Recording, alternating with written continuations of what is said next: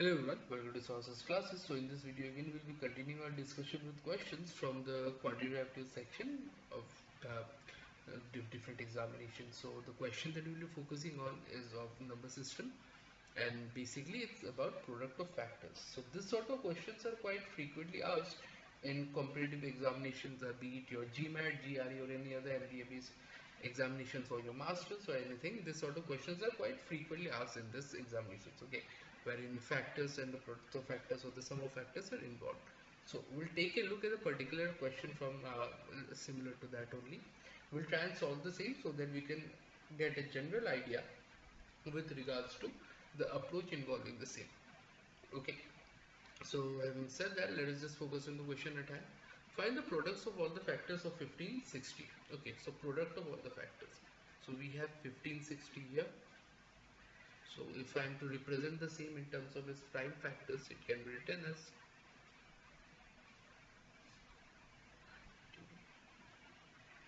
93, 130,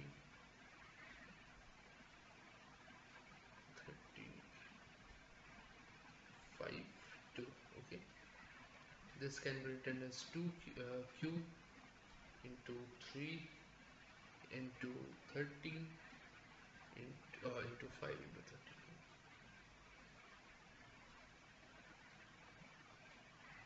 32. So therefore number of factors can be written as 4 into 2 into 2 into 2. Okay, 4 is this, that is 32. Now let me give you an important formula in this regards. Okay, so product of factors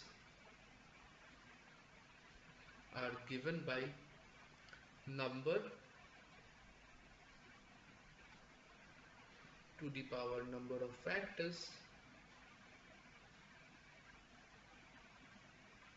by 2. Okay, so this is all about the same product of factors. So this is in case a number is not a perfect square.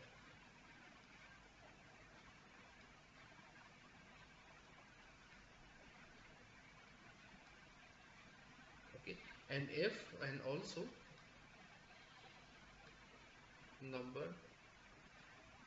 number of factors plus 1 by 2 if number is a perfect square.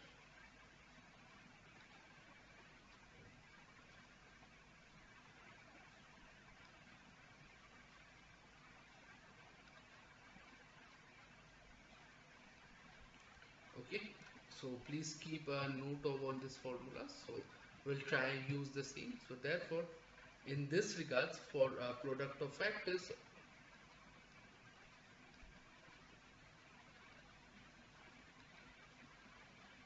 for 1560 would simply be 1560 to the power number of factors 32 by 2 or 1560 to the power 60, which will be our answer.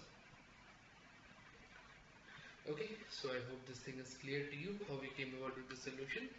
I specifically took this for a question just to give you a gist of both the formulas that we have discussed. This would come in pretty handy whenever you solve this sort of question. Okay, make sure you keep a note of both these formulas, both for perfect squares and both for non-perfect squares. Okay, so with that said, hopefully everything is clear to you. Now, if you're looking for detailed solution of the entire paper, feel free to connect with us and we'll be more than happy to help you out in this regards. Okay.